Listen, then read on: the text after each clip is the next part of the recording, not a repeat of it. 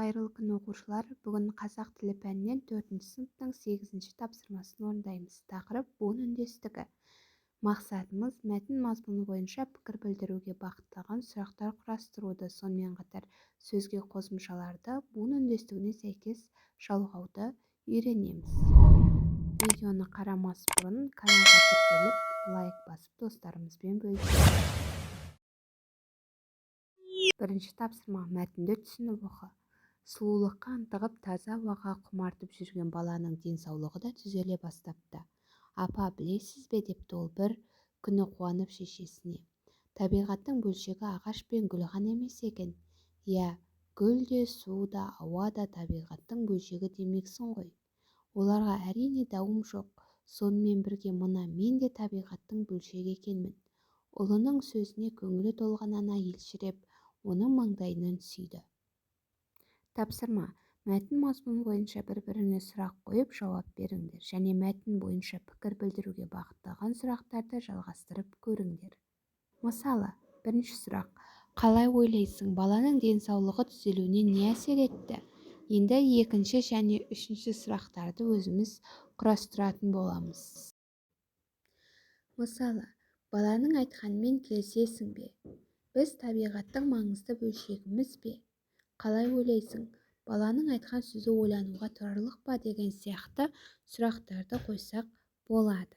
Келесі тапсырма бізде мәтінде берілген қарамен жазылған сөздердің соңғы буындағы дыбыстардың, дауысты дыбыстардың жуан немесе жіңішке екенін табуымыз қажет. Мысалы, қарамен жазылған бізде ауаға, баланың деген сөздерге тоқталайық. Қараңдар, ауаға бізде ең соңғы буын ға. Ол бізде а дауыстысына аяқталып тұр. Демек, жуан жалғау жалғанған. Баланың соңғы буыны бізде жуан. Себебі ол жерде дауысты дыбысы тұр. Күні сөзінің соңғы буыны дыбысына аяқталып тұр. Ол яғни жіңішке. Осылай жазамыз. Енді балалар, буын үндестігі не екеніне тоқталайық.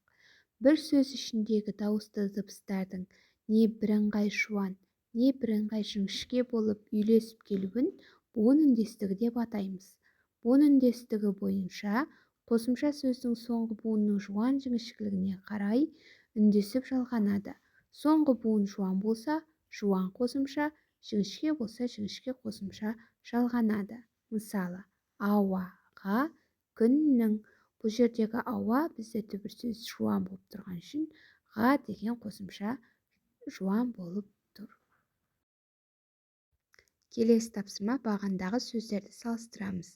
Яғни бұл сөздерге жалғанған жалғаулардың дауысты дыбыстары неліктен жуан немесе неліктен жіңішке екенін дәлелдейміз. Мысалы, отаным, адамдар. Бұл жерде отан сөзі, яғни түбір сөзі бізде жуан болып тұрған үшін бұған жуан қосымша жалғанған. Ал адам сөзі де бізде жуан түбір болған үшін дар деген жуан қосымша жалғанған. Бұл яғни буын үндестігіне бағынып тұрған сөздер. Ал шөптің, көлде деген сөздерде де шөп сөзі бізде жіңішке болып тұр. Себебі бұл жерде дыбысы жіңішке. Ол жіңішке болғандықтан тің деген жіңішке жалғау жалғанып тұр. Бұл да буын үндестігіне бағынып тұрған сөздерге жатады. Келесі тапсырма: жапыраққа жазылған Жеңіс Қашқыновтың өлең жолдарын сағат тіліне қарсы бағытта оқып шық дейді. Біз мына жерде жасыл түспен берілген т әріпін нен бастап оқитын болсақ сағат тілімен, сонда біздің сөзіміз шығады екен. Яғни бұл жерде әріптерді айналдыра оқыған кезде бізде тырнасы түзілген ұнатам күздімен деген жолдар шығады екен. Келесі тапсырма бізде көп нүктенің орнына қосымшаларды қойып шығамыз. Мысалы, құстың ең қырағысы сұңқар. Бұл жердегі құс сөзі бізде жуан болып тұрған соң тың деген жуан қосымша жалғанған. Күн көзіне тіке қарай алатын тек бүркіт қана. Қарлығаш ұсақ жәндіктерді ұшып жүріп әуеде аулайды. Пингвин ең жүзгіш құс.